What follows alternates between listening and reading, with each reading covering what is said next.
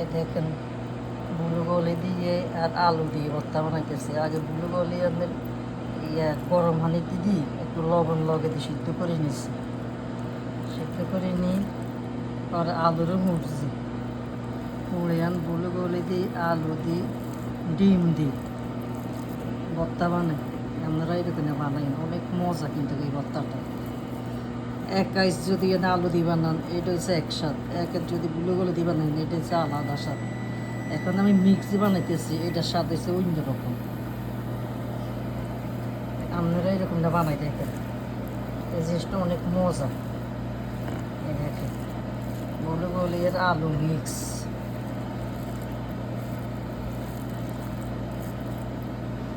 করছি। এখন দিয়ে দিছি ধনিয়া পাতা, টমেটো, সাথে লবণও দিয়ে দিছি।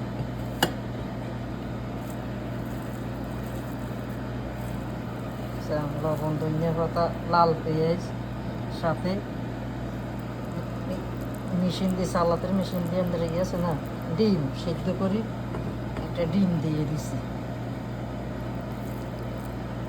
এই দেখেন আমার সরি শুকনো মরিচের ভাজি করি, শুকনো মরিচ দিয়ে দিছি আর পেঁয়াজ আর ধনিয়া পাতার সাথে মিক্স করে রাখছিলাম। শুকনো মরিচ, এইটা এই ভর্তাটা অনেক মজা। আমরা একবার ট্রাই করে দেখেন। বুলুগলি দিবেন কিন্তু সিদ্ধ করি কেন, সিদ্ধ করি তখন দিয়ে নিয়ে এরপর এখন দিতেছি এমনি তেল, সরষের তেল। সরষের তেল দিয়ে এখন আমি ভর্তাটা বানাইছি। আমরা এরকম একবার বানাই দেন, আমার মনে হয় এটা অনেক মজা, অনেকগুলো ভাত খাওয়া যাইবে আপনার এরকম যদি ভর্তা বানান। যদি ডিম, বুলুগলি এবং পেঁয়াজ আর আলুর সিদ্ধ আলু দিবেন না, আলু দিবেন আপনারা যে পোড়া আলুগুলো আছে না, পোড়া আলুগুলো দিন। পোড়া আলু দিলে তখন করছে আপনারা শাসনিগুলোর টেস্ট আরও মজা হয়। আর সিদ্ধ আলু যদি দেন তাহলে এটা লাগবে পানসা পানসা, খাইতে টেস্ট এমন লাগবে না।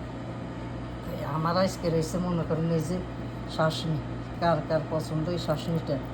দেখেন কালারটা কি সুন্দর আসছে, মিক্স মিক্স শাসনি, বুলুগলি, আলু, ডিম, লাল পেঁয়াজ, ধনিয়া পাতা, শুকনো মরিচের ভাজি নিচ্ছি, তেলে ভেজে নিছি, নিয়ে এখন আমি এগুলো শাসনি বানিয়েছি। দেখেন আজকে এগুলো দিয়ে যদি গরম ভাত খান, দুপুরের গরম ভাত, তখন অনেক মনে হয় 2 প্লেট ভাত খাইতে নেবেন। সবাই আমার পাশে থাকার জন্য সবাইকে আমি ধন্যবাদ, থ্যাংক ইউ।